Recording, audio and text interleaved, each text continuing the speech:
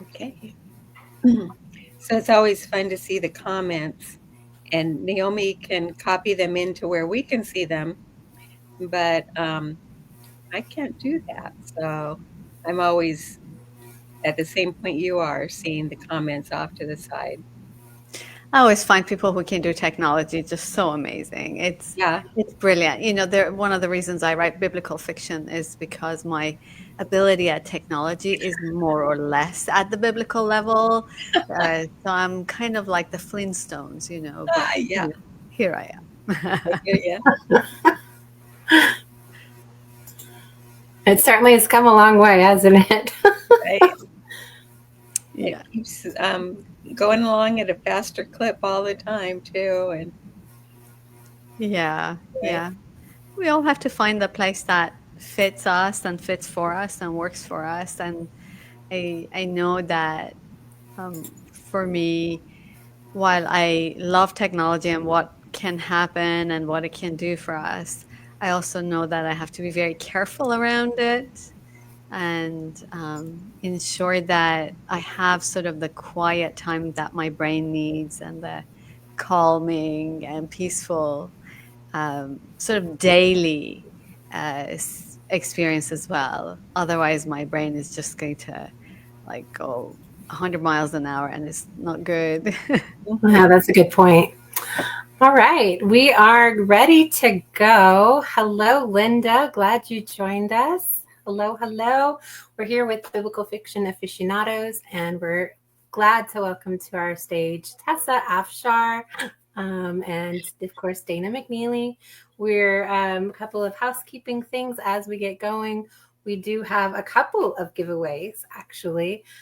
Tessa's publisher has offered a couple of paperbacks for US addresses, so make sure you are commenting.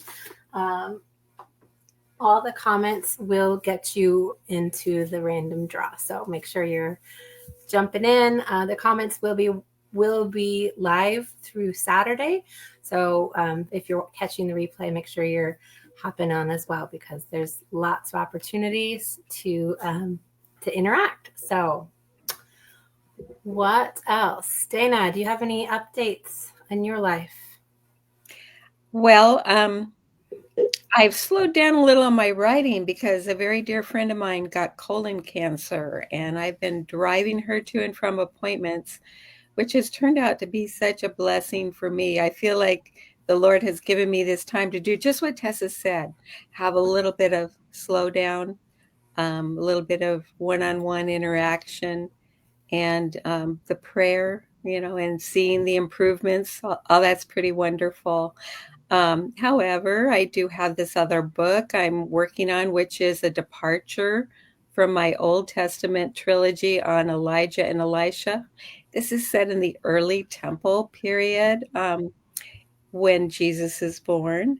And one of my main protagonists is Anna the prophetess. And I also have a young boy who has been orphaned named Lucius, and a couple other characters from that time period. So I'm just having an awful lot of fun with it. Awesome. Hello, Jackie from Kentucky. Glad you are here. Linda, thank you. I love all books by all three of you. Feel fortunate to read them and share with friends. Thank you for sharing. Thank you.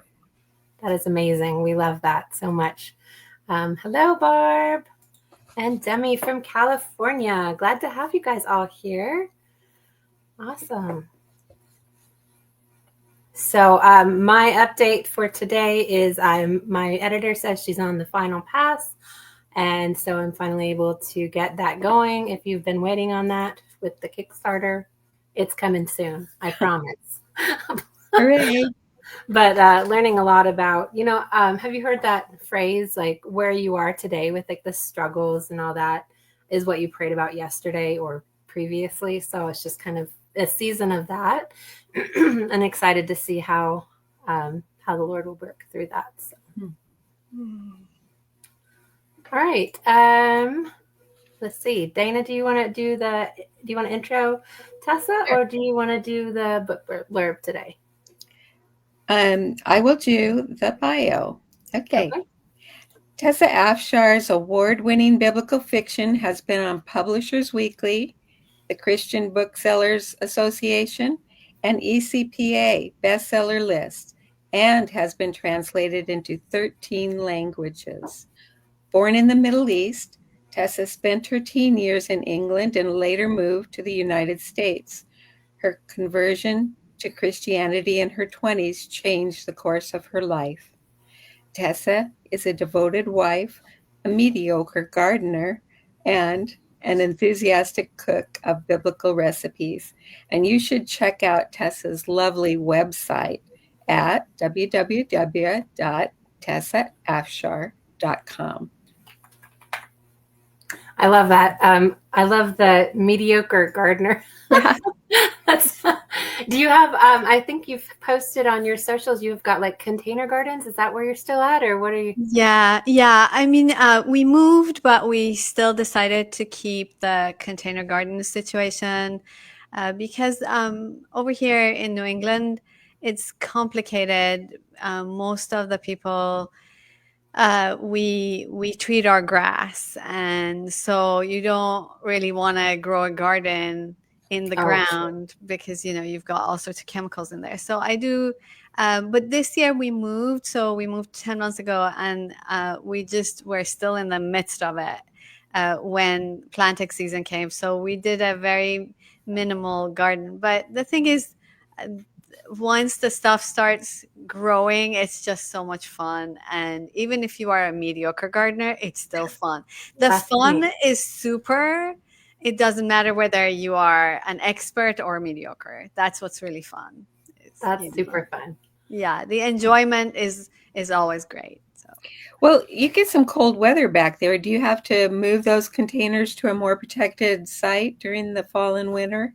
Yeah, a lot of things are just annual and we lose them. We try to save a few things. Every once in a while, something comes back. But for the most part, we just have to start from scratch the following year. Yeah. Linda says that she, too, is, I guess, a mediocre gardener, but her tomatoes are awesome.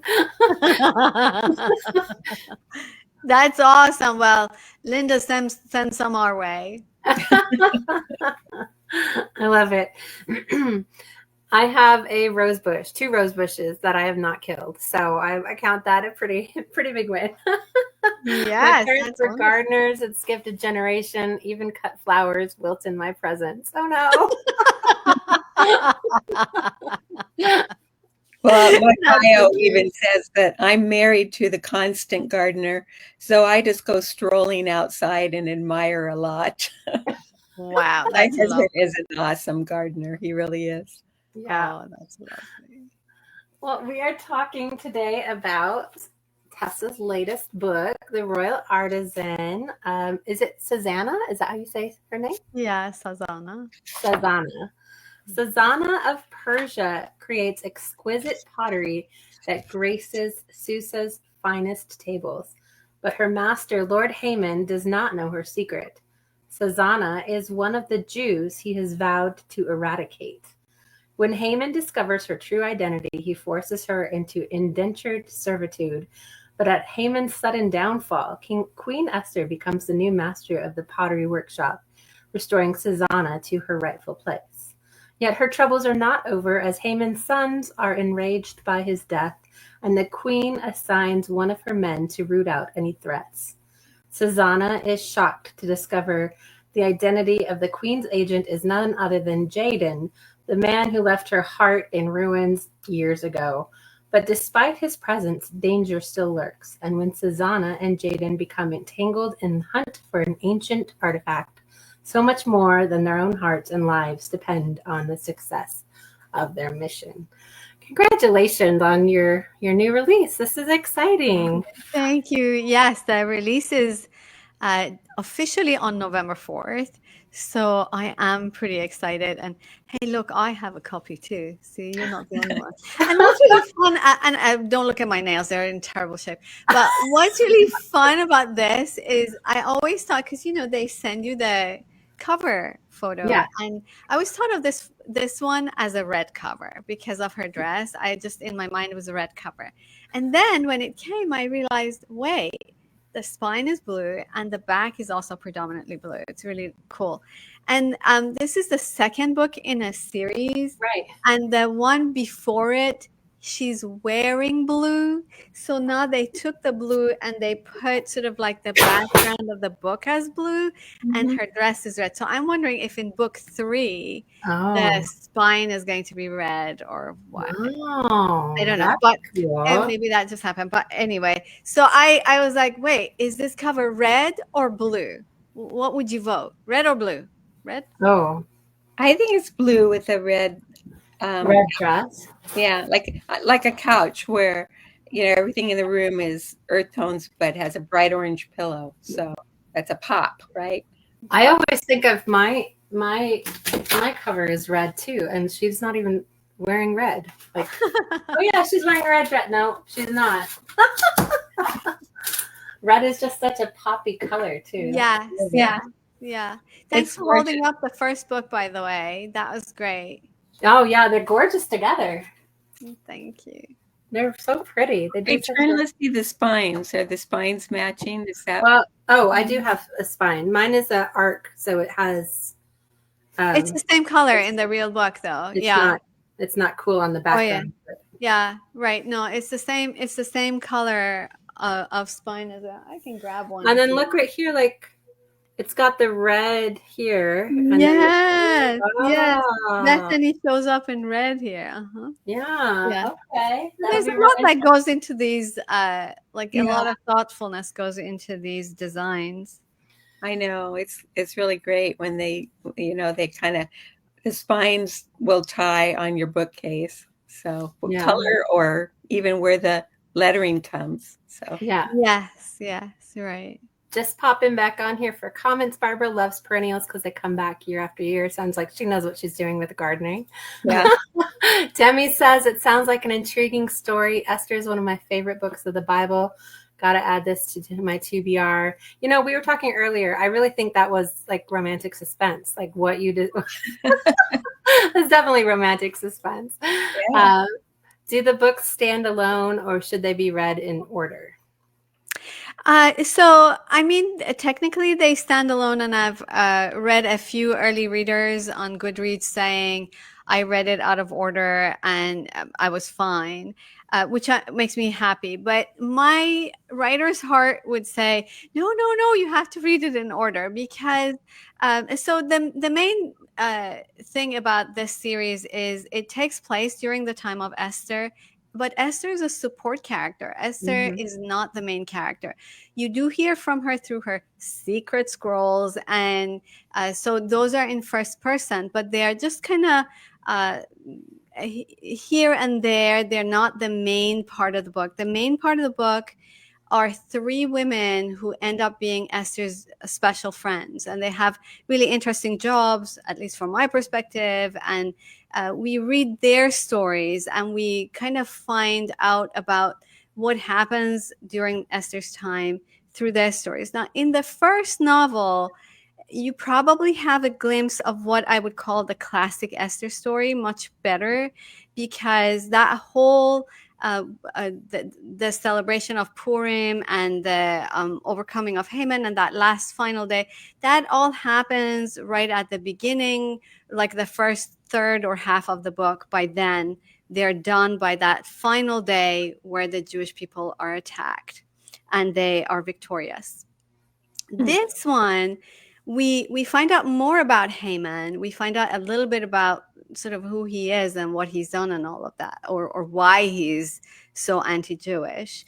But the majority of this book takes place in the what I call the in-between time. So if you read it thinking the classic Esther story, it's not this one. It's the first one more than this one. So the in-between time is when Haman basically produced that first announcement, that first, he obviously had the king's backing because he was very wily. But because the king put his seal on it, it became a law. And that first time that they made the pronouncement that all the Jews shall be killed in the kingdom of Persia, in one day. So it's not like from that moment of the pronouncement, everybody can go and higgledy-piggledy kill the Jews as they wish. It was all going to happen on one specific day, 11 months later from the time of the announcement. So what happens during those 11 months? So we know that eventually Esther comes before the king, and she admits that she's Jewish, and this puts Haman in a very bad light, because Haman's lied about the Jews, saying they're horrible people, because now the king knows my wife is a Jew and she's not what he said. And so Haman is put to death, but not for political reasons. That's really interesting. So Haman is put to death maybe one or a month and a half later, after the first edict. But we still have about 10 months or 9 months in between. That's the in-between time before the attacks still happen, because the king cannot undo a law. Having made the law that this attack has to happen, all he can do is create another law to say the Jews can protect themselves. They're now on equal ground. They're not just victims. And so things are a lot better, but there's still going to be a day of reckoning. It's still a dangerous day. It's still a day that's really scary. And so this is, and this book takes place from the time Haman dies. We recognize some things before then, but then what happens in that in between times? Because when you read the story of Esther really carefully, you also remember that on the day when the attacks happen, Haman's sons, 10 of them, are killed, which means that they all attacked the Jews on that day, even though Haman is dead. So it's to me, these are all interesting things that I wanted to look into. But I would also say, Demi, that I think like it is like the Esther story, and you're looking at it from different angles. So all the timeline all kind of coincides too. So I think they could be standalone if you needed to, but I think you're gonna love both books. So thank you. Yeah. The other thing I would say is this one more action adventure-ish. The first one more quiet, they both have some romance, but that first one, I was just in a place where I wanted like a restful book for my own mind. I wanted to be in kind of there is some action adventure because I love it, but it's not as tense as this one. This one has a lot of tension and what's next and who done it and murder and all of that. So, right. Barb wants to know if the dress for book 3 will be green. Oh, I don't know. I have no idea.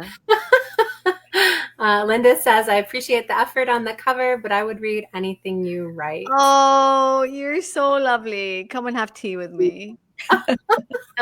We're going to hold you to that too. Jackie just got notified her pre-order has been shipped, and Lorraine planned to participate, but something came up. Thank you so much for popping in, Lorraine. I hope you can get to watch the replay. Demi says, I'm a quiet person, so it sounds like the first one will have to take place on my TBR above this one. Yes, you're going to love them both. Gonna love them both. So, well, that kind of leads right into with the pre-orders, actually, with Royal Artisan launching on the 4th, which is next Tuesday. To what deals does Baker House have running right now that we can get in on fantastic deals?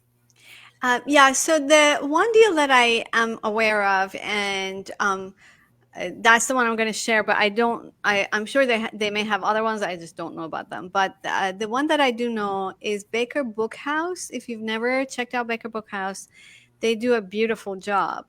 And if you get in before November 4th, so if you pre-order, so even on November 3rd, it's considered a pre-order. If you pre-order through Baker Book House, they have 40% off. I believe there's free shipping. As long as supplies last, they will also send you a postcard on the back of which is a Persian food recipe, and also a signed bookplate from me. So there's a lot of stuff for 40% off coming your way through Baker Book House.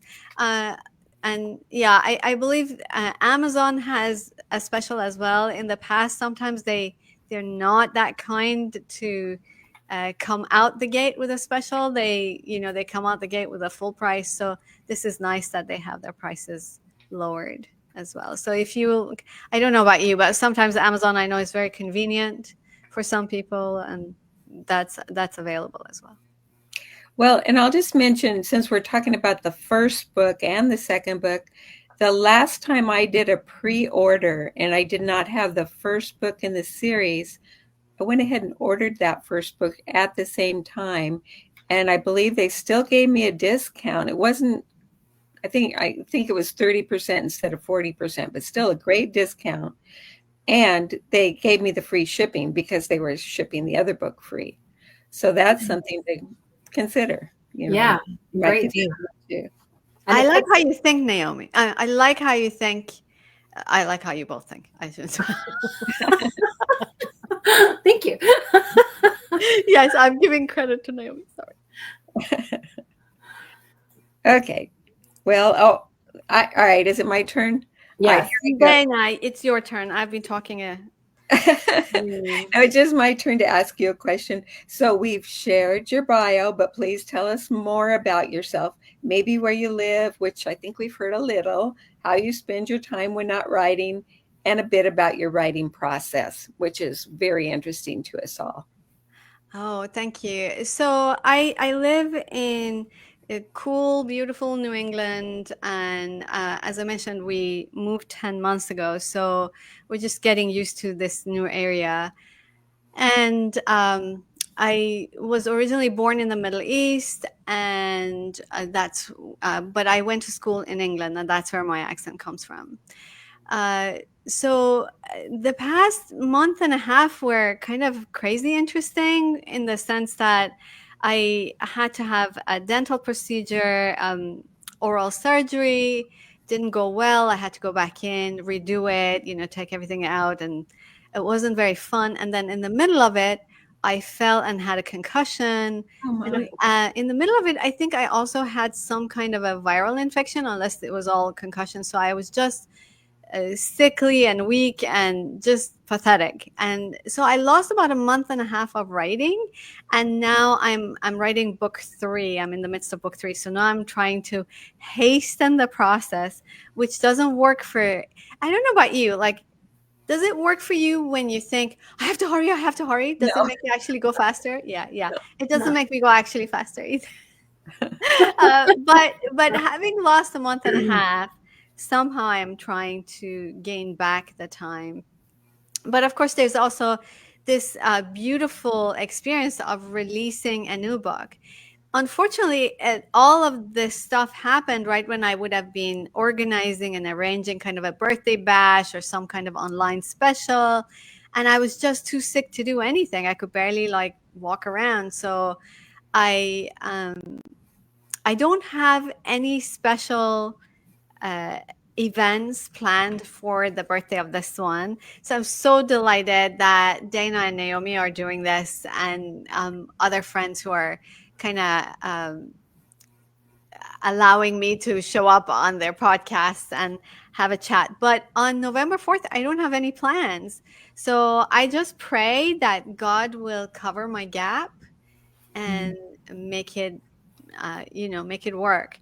As far as my writing process, I do a lot of research. I mean, when you write ancient fiction, you have to do a lot of research just in order for the world to come alive and for you to understand how things operate in that area of the world or in that particular era.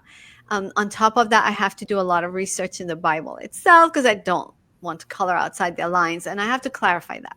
So what do I mean? Like the book of Esther is like all of 5 pages in my Bible, and yet I have to write 380-page books, almost 400-page books based on those 5-6 pages. So what does that mean? That means obviously I have to add stuff to it. People, I'm adding stuff. I have to confess it's a novel, but but whatever is in there, I honor. The word of God trumps anything I have to say. So I color within the lines in terms of what the Bible says, and I'm very careful. That's why I do a very close reading. to try and understand what is it that the Bible is saying. Are there other places in the Bible that support this? Mhm. And, reading all of that to honor the Word of God and lift it up. While in the midst of that, I'm also telling these additional stories that are not in the Bible and that I make up. So another part of my research is actually like hands-on. So for this one, she's a potter, right? Well, I need to be able to know, what does pottery feel like? What does the clay feel like in your hand? What part of your body gets tired as you're working for several hours on the wheel and all of that? So my husband and I went and took a private pottery class. We did about 3.5 hours, and then we went back again for another session of doing the because you can't put the glaze on right the same day, so it has to dry. So we went back and did the glaze afterward, and it was really beautiful because my our teacher knew something about ancient pottery, and so I learned a lot, and I made a few things, and it's just great fun. Mm. Highly recommend it as a pastime. Yeah. Are you going to continue with pottery?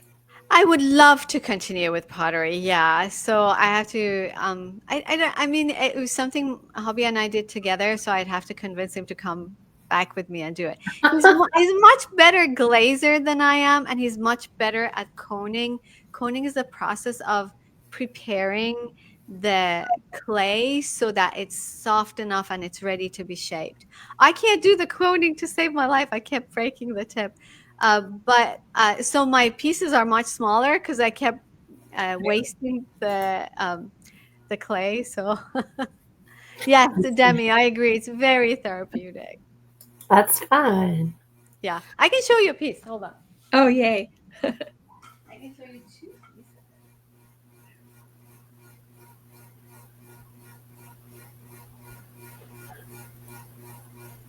So here's a vase that I Ooh, made. It's a bot vase. so And pretty. thank you. Yeah, I was very proud of myself to do this because that wasn't easy. And here's a bowl that I made. And you can see why I say my husband is much better at glazing, because I didn't glaze it right. But my excuse is, this is ancient glazing. It's not Oh, I perfect. yeah. love it. Ooh, Oh, I'm laughing beautiful. because you did great. Have pieces of that size. I took a couple pottery classes, sessions, like series, and always ended up with little teensy things. I have little tiny bowls that I can put my vitamins in. That's lovely. Oh, Dana, we have to go do it together one Oh, day. wouldn't that be fun? Yes, yes, I would do The that. closest thing Barb got into pottery is making a few ceramic animals in the 70s. That's awesome. It's close enough. It's artistic. Those came out great. Thanks, Demi. So what led you to start writing biblical fiction or anything? I know you also write Bible studies and devotionals. And what keeps you going? Do you ever think about pushing pause long term on writing? Probably not on writing. I think that's just part of how I was wired. I always wanted to write. When I was younger, before I became a Christian, I wanted to be a romance novelist, because when I was a teen, I kind of got a little bit addicted to romance novels. Back then, there were a series called Harlequin romances that Oh were yeah. sort of in England. And so I used to read those. And that's what I wanted to be, a Harlequin romance novelist. And I wrote a couple in my early 20s, and uh, they came very close to being published. One of them in particular, they kept. And finally wrote back and said, hey, our board, our pub board, was divided. So half of us wanted to publish it, half of us didn't. And in the end, we decided we don't want this one, but we want whatever else you write. Please send it to us. But I was I think I've told this story before, but um, I just already had a wound of rejection, and I could not cope with that. So all I heard was the no, and all I interpreted in my mind with that no was, I'm not good enough even for a romance novel. So I'm not a writer. I stink as a writer. And but the desire wouldn't go away. And for like 20 years, I would start stories. I would do 3, 4 chapters, and then I would stop. I would never finish anything because the voice in my head said, "This stinks. Nobody's ever going to want to read this." And then Mm, finally, one day I was praying for New Year's, and I said, Jesus, I really long for this. I want to write books. And I had this sense in my heart um, to finish a book, or it would be too late that year. And I didn't know what that meant, but I made a commitment to Jesus that I would finish a book that year. And I thought that's what he wanted to teach me, was just to finish, you know. mhm, So that book went on to be Pearl in the Sand, which is my first novel that was published. mm, It's been Wow. translated into several languages, a bunch of languages, and it came out in a different edition and everything. So that book has been a great blessing to me. Uh, but it was the book that, as I was writing, the voice in my head was very loud to say nobody would ever want to read that book. I think that whatever your call is, if it's something that serves Jesus, you're always going to have some kind of warfare attached to it, whether it's a negative voice or doors that close, whatever it is. Often you have to really battle through stuff in order to get to the other side. I didn't think after writing that book that I would end up writing biblical fiction all my days. I was planning to write sort of Jane Austen-esque kinds of romances with a little bit of God in them. But I didn't realize that, once you came out in a particular genre, if it was well received, you'd have to stick to your lane, which is what I was told. And I was like, wait a minute, that's not my plan. Like, I have this whole other book. And they said, no, no, no, Tessa, that's not how it works. And it took me a couple of months to really understand that God knows what he's doing better than I do, and that I'm much better prepared and suited to write books um, that are set in biblical times. That's really encouraging to me, and I'm sure to some of the other writers here, and maybe the readers too, because that wound of rejection, I think all writers can attest to feeling that, and it's very, very real, and it's very devastating, and to remember that if God has given you a call to write, you've got to expect that there's going to be warfare. I love that, what you said, because if you expect it, then you can talk to God about it and you can look for his support. So that's wonderful. Thank you, Dana. Thank you. Thank you. Well, let's see. I want to talk a little bit about the timeline in the Royal Artisan, and we've talked about it a little bit, but it was unusual, and I had to go back and look at the beginning of each chapter again after I was about midway through, and I'm like, okay, what is she actually doing structurally here? And it kind of caught on for me that it was very much, I would say it's a time slip. Would you say that? Time slip novel? I mean, I hadn't thought about it that way, Dana, honestly. I think there are a couple of things that happen in these 3 novels. Is you do hear from uh, Esther once in a while. You do Mhm. hear from Esther, but Esther is writing as an older woman. Yeah. She has, she's kind of lived her life. She's in her early 60s probably at this point that she's writing these, which at that point would have been kind of an older woman. Like now, if you ask me, uh, Yeah. mid 60s, I'm like, oh, it's middle age. Yeah, I don't know how long people are going to live, but anyway. But so she is writing from the perspective of all those years later, and she's looking back at her life, and this is now it's time. But we also made a decision with this novel. There is a moment when Sazana is a child, and that's when the book starts, is with her as a child. And then we pick up the novel like 10 years later, Mhm. and off we go.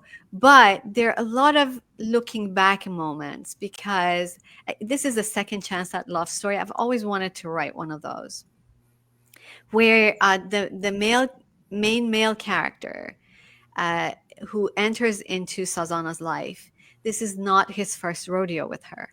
In fact, he was a central part of her life 5 years earlier when they were betrothed.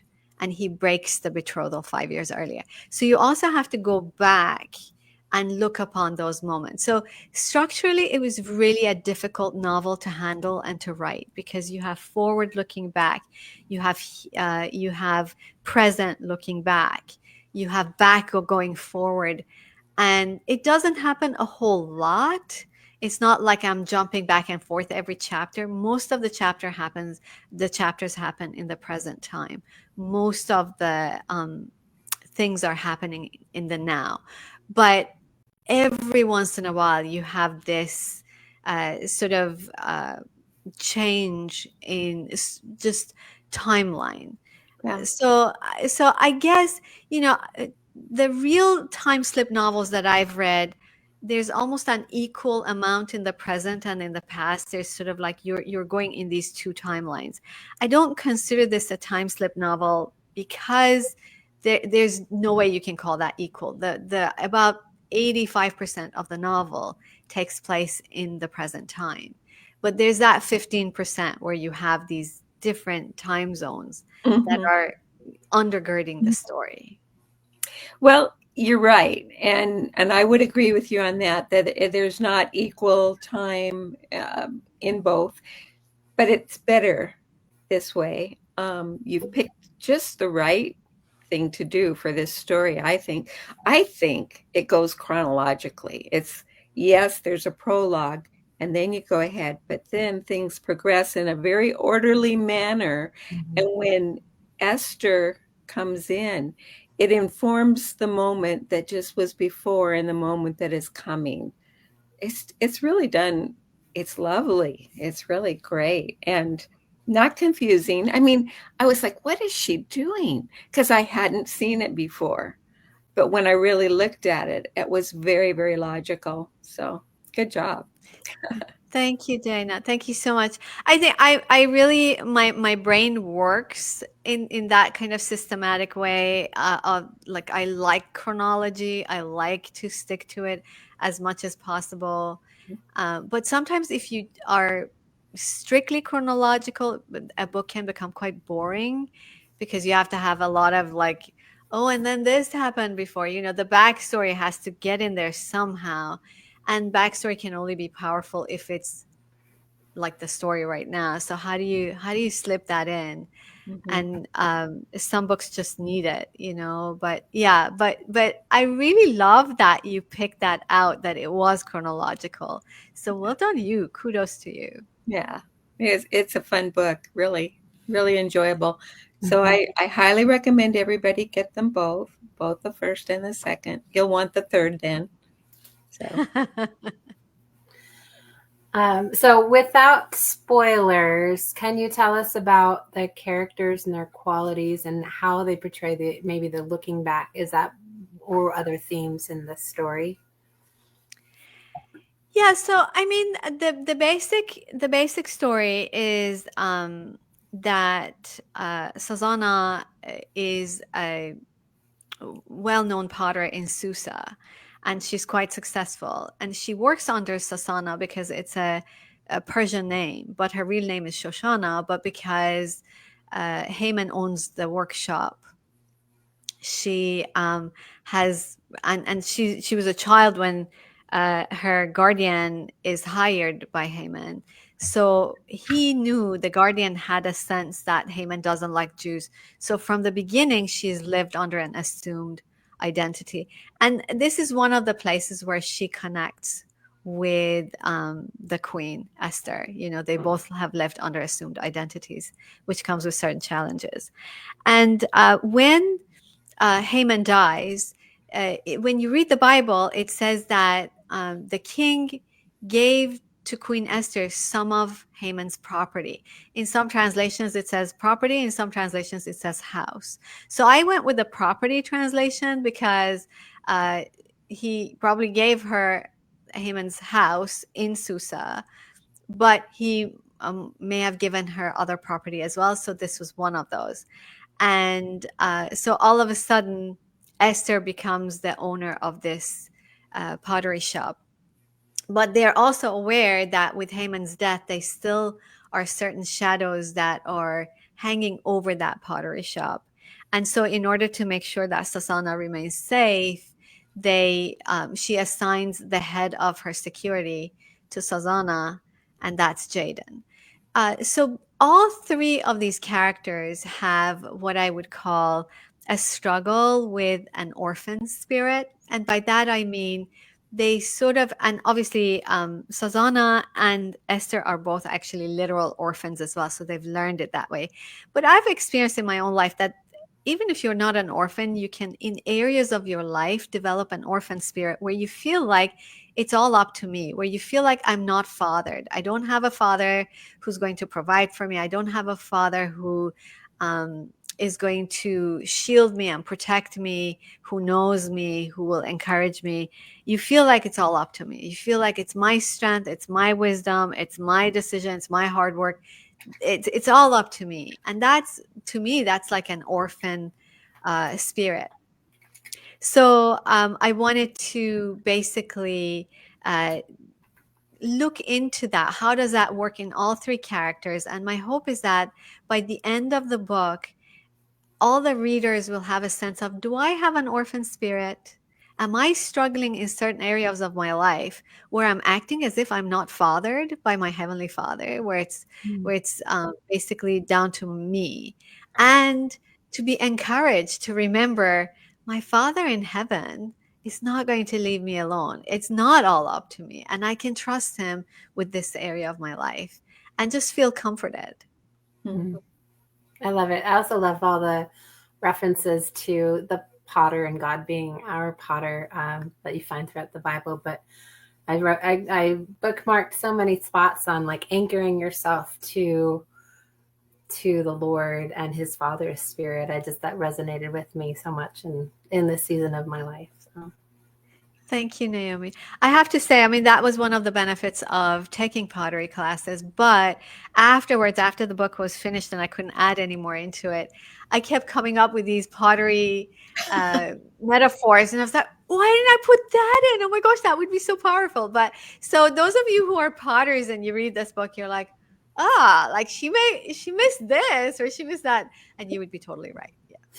You did a good job. I have in the margins written in several places, great metaphor, great dialogue, and it was all that it was tying in with the pottery. Yeah. So, Thank you. all right. Speaking of things, I'm not going to say it. There is an interesting, there is an intriguing lost artifact in the Royal Artisan. What can you tell us about that artifact and how you use it in the story? So there is, and thank you for not naming it because I hope that some people will guess or whatever. I mean, they find out fairly early in the book, but it's really hard. Bless you. Thank you. Yeah, so there is a genuine artifact in this book. The whole story around it is made up. I totally make that up. And, I'm sorry if you like, anyway. But the artifact is genuine.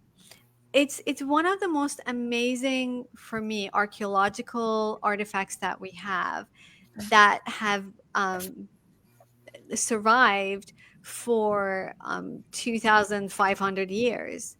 And because this artifact basically ties Bible prophecy to history. And it reminds us that when God promises something, when God makes a promise to His people, in particular, this artifact is regarding the freedom of the Jewish captives from Babylon. There are a number of promises that God makes by name. And this artifact is the fulfillment of all of those promises. It's the fulfillment of prophecy. I've seen it with my own eyes in London. And it's actually a very kind of unimposing little artifact, But if you know what's in it, and if you know what's in the Bible and you put them together, your heart melts. And that was the point of including this artifact that's gone missing and they have to go find it. I just wanted the fun of finding something that's lost, obviously, but I also wanted to remind us of the faithfulness of God. Because in this book, it's 66 years after that artifact is produced at this point in time. Of course, for us, it's 2,500 years, and we do have one copy of it that survives to this day. But it was just so much fun for me to write about it. Well, yeah. Curiosity is buzzing in my heart. Well, maybe this needs to move up to first position again. Yes, that I love Naomi. I love your memory that you remember that Demi had said, "Oh, I like the quieter book, so I'm going to flip flop it." So now you remembered. Well done, you. Very clever.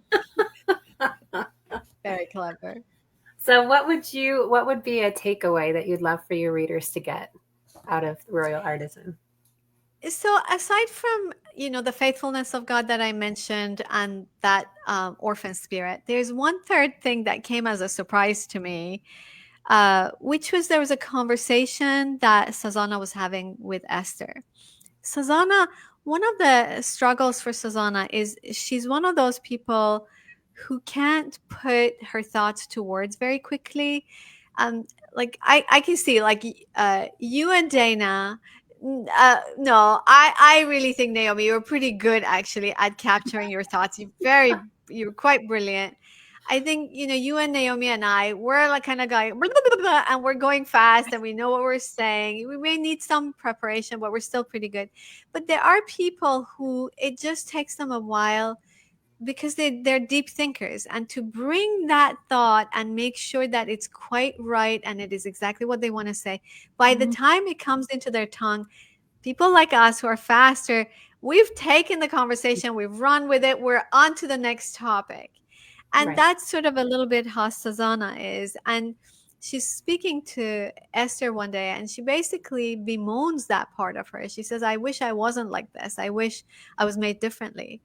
And Esther stops and says, never reject your creation. Never reject your creation. And by that, what she's saying is the way God has created you. And I'm not talking about sin that God has to take away. I'm not talking about, our wounds that God has to fix. I'm talking about our creation. There are certain ways that God has made us, created us, that may make life harder, that may make life more difficult for us, that may make life challenging. We compare ourselves to others and say, I wish I was like that person. I wish, and we reject the way God has created us. And Esther's point is, first of all, you don't reject the handiwork of God. But secondly, who knows, but if we were to take this part of you away, that you would not be yourself anymore, that something brilliant about you would also be lost at the same time.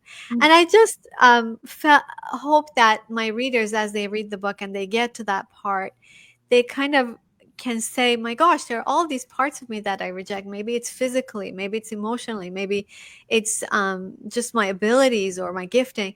There are parts of me that I am rejecting, and I need to repent. I need to say, I'm so sorry, Jesus, that I have rejected your creation in me, and sort of start to appreciate. And there's a power to rejecting yourself. There's really a profound power, and there's something that the enemy can use terribly against us.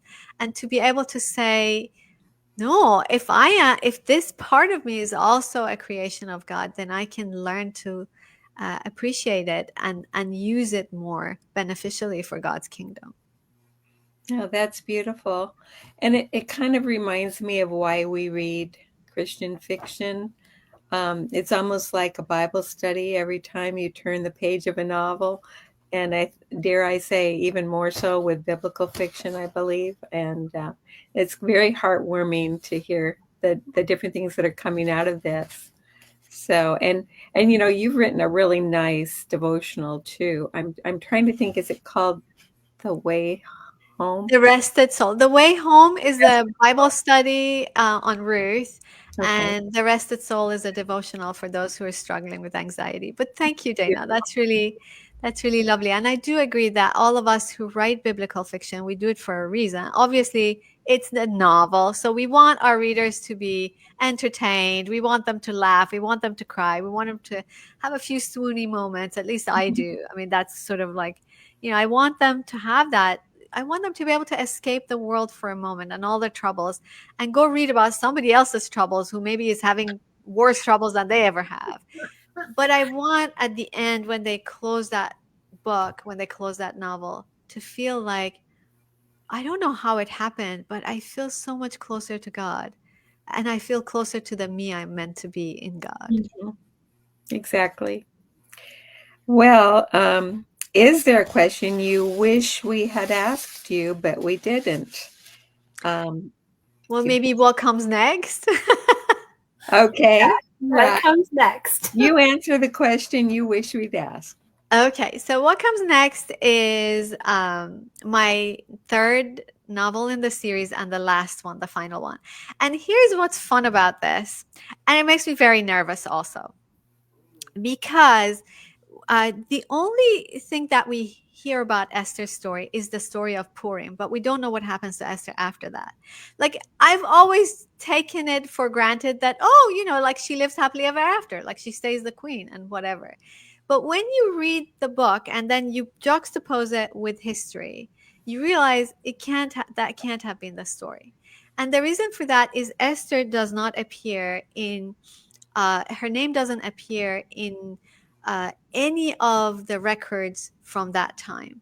It doesn't appear in Persian records. It doesn't appear in Greek records. Most of our information comes from the Greeks about the Persians. So why not? Why is that not so? And I will tell you, there's one simple reason, in my opinion. The Persians did not record the names of women who did not have children by the king. Only the names of women who went on to have children were recorded.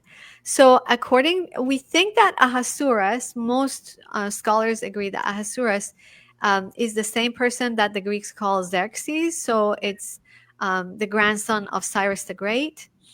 And Ahasuerus, or Xerxes, has one wife that everyone is told about in the records, and her name is Amestris. And there's no way Amestris and Esther are the same. Amestris is very Persian and comes from the royal line and all of that. So whatever happened to Esther? Why is Esther not in the records? She didn't have any children. At some point, Amestris becomes known as the queen, as the one who is the mother of the crown prince and the queen and is wearing the crown. So at some point, like Vashti, Esther is set aside. She doesn't have any children. And Amestris is acknowledged as queen. Why? How does that happen? And then what happens to a queen whose crown is taken away and who's never had a child? That's the question the third book answers. She starts as the queen, and then I want to finish the loop. I want to tell the story the Bible doesn't tell us. I want to know what happens to Esther. So it's genuinely a novel, but Yeah. it comes from what the Bible has left unspoken. Oh, I want to read that. So that'll probably be next fall. Yeah. Next, hopefully, yes. Next one. Wow. Would you like to read a little section from the Royal Artisan, or? Sure.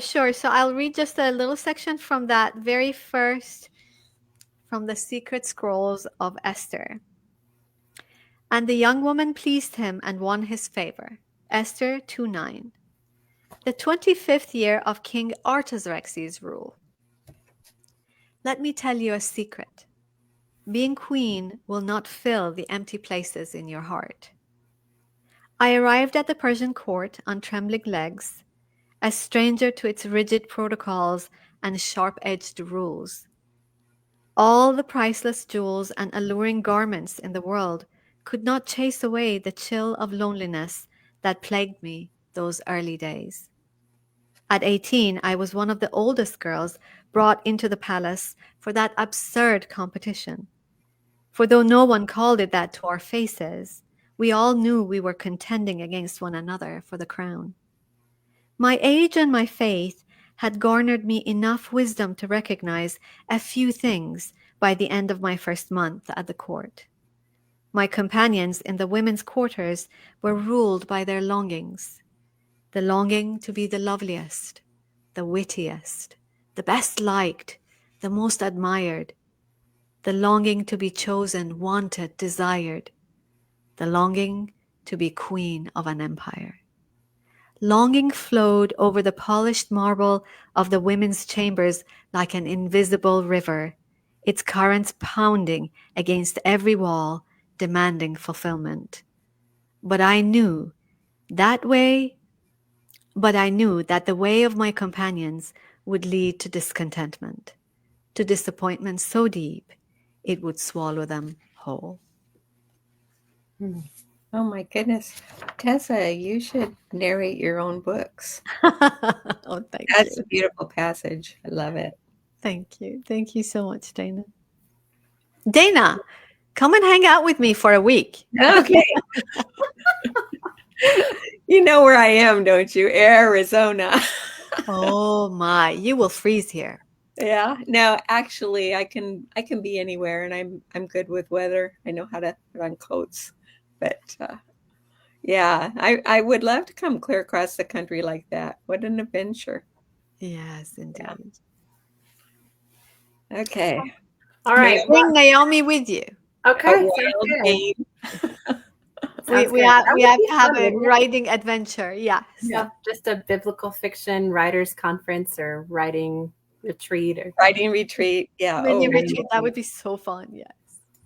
I miss my New England roots. Where are you from, Demi?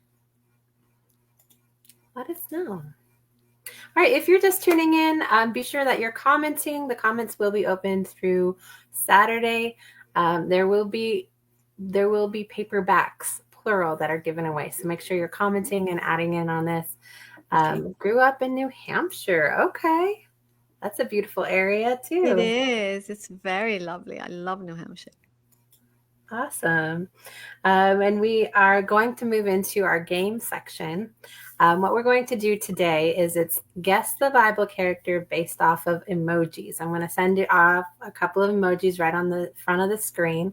And all of you watching, feel free to chime in if you can recognize. And then and then we're going to see how we go. And then Barbara spent high school years in Westport, Connecticut. Wow, that's a beautiful area. So here we go. This is going to be, we'll do a few of them. There's no pressure if you can't get it. Like some of them look real easy to me, and then some of them are like, what is that? So maybe you guys will have a better go of it than me. But for the first one, can you tell me what Bible character or story? Well, let me get it up on the screen. This one is. Can you see that? It's kind of small. We got there's a muscle, a lion, a haircut, and chains. Okay. Can you see? Sorry, I don't know how to make. Yeah, you got it. Oh. You got it. Anyone else get Samson? Yeah, Jackie says Samson, Demi, Barbara, everyone's got that one. Yep, Samson for that one. I thought that second one was a jack-o'-lantern. Yeah, I'm sorry. Those are real small. I'm not sure how to make them. I wonder if I can change the font in my Word document here. Let me try something on that. Will it increase? It does. Okay. Maybe this will be better. Here's 22 font. We'll see if this one works better. Nope, it's still going to go the same. There's something at the top that says show comments on stage, and it shows a font. You could make it taller or wider, but I can't do it. I don't know if you could. Oh, good. Okay. Font big. We'll go big. Okay. I don't know if that's going to be Abraham and Isaac. Sacrifice of Isaac. Yeah, we've got a pointer. We've got climbing, a mountain, a knife. Oh, yeah. Baby. Go. And a ram. Yes. Abraham sacrificing Isaac. Abraham and Isaac. You guys are good. See? Okay. You guys know your stuff. Abraham. Yes, absolutely. I'm sorry. I guess we're real small. So hopefully you guys can That squint. was real bigger, good. I think, a little bit, maybe. All right, here we go. Here's the next one. Okay, I'm ready. We got Jacob and Esau and fixing the lamb to be like field catch. we are members of the BFA. Yes, you guys. Oh, well done, Barbara. You guys know it for sure. I just think that bowl might be the lentil soup. So maybe Yeah. Esau selling his His birthright. birthright. Yeah. Jacob and Esau. Jacob and Esau. Yes. Dana said. Sounds like you're playing poetry for Neanderthals, Dana. Esau selling his birthright. Yeah, that would be fun. I wonder if we could make that a group game for another time. All right. Here we go. You guys are so good. Make our BFA family proud with all your knowledge here. All right. Okay. Okay, you see that one? Uh-huh. Yeah, that's a little easy. That I was know an easy one. Somebody else can get the points here. There's a cruise ship, 2 camels. Cruise Rank. They didn't really have Noah's Ark. You guys are so good. You're so good. They didn't really have like a wooden ark on Emojis. Yeah, No. I bet they don't. Yeah. All right. Noah's love boat. Barbara, you should become a writer. She is. She is. She writes great biblical know. fiction too. I know. And romance. All right, this one we got a desert. Oh, it's not on. Sorry. A desert, a flame, a tree or plant. Oh, it's Moses and the burning bush, maybe. Yeah, you got it. A conversation. And what's the very last thing? It's just a guy with a turban. So I copied it from some of them. So I'm not sure why the turban, but I guess he's going. Everybody's got it. Well done. You got it. Let me see. I'm going to see if I can't. These guys know their stuff. We better write good books. My goodness. Yeah, they will hold us accountable on this one. Oh, I know some tougher ones. I wonder if we could get emojis for them, though. Yeah, that you'd be surprised what you can find on Pinterest and what's already out on the internet. So okay, let's see what this is. Prayer. A desert, a prayer, an oxen, fire. Oh, I got that one. I was gonna say, Dana. That's Elijah on top of Mount Carmel. Yep. That's right. Like, you better get that one. I guess. Spent 6 years writing it. Yeah. Oh, you better be familiar with that one. All right. What about this one?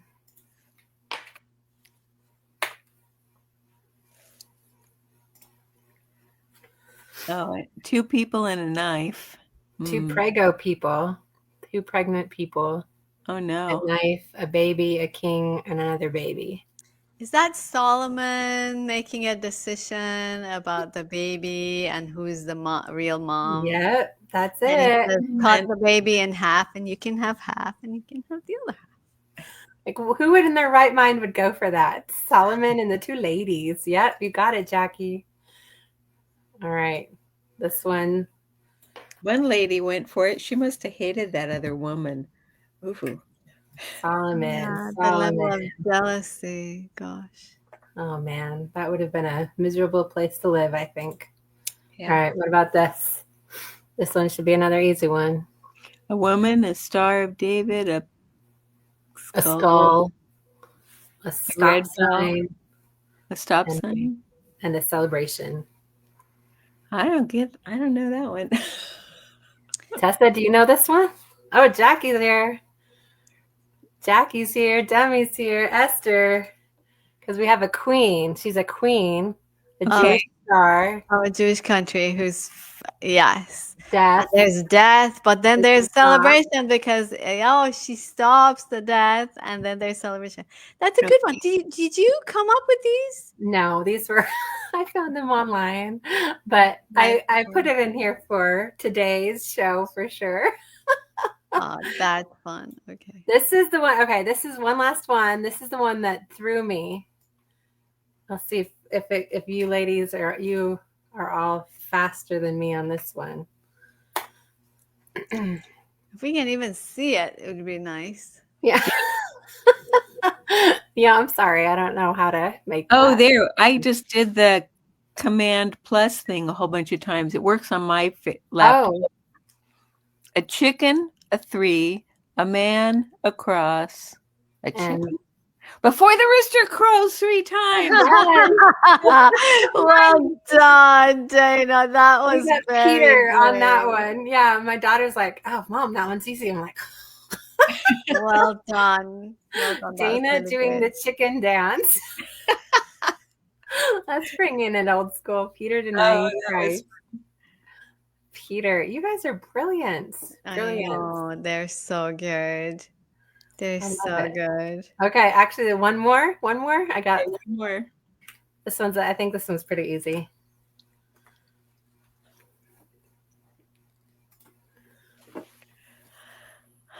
There's a man. I think he's grumpy. He's crossing his arms. There's a road. There's a sun. There's eyes.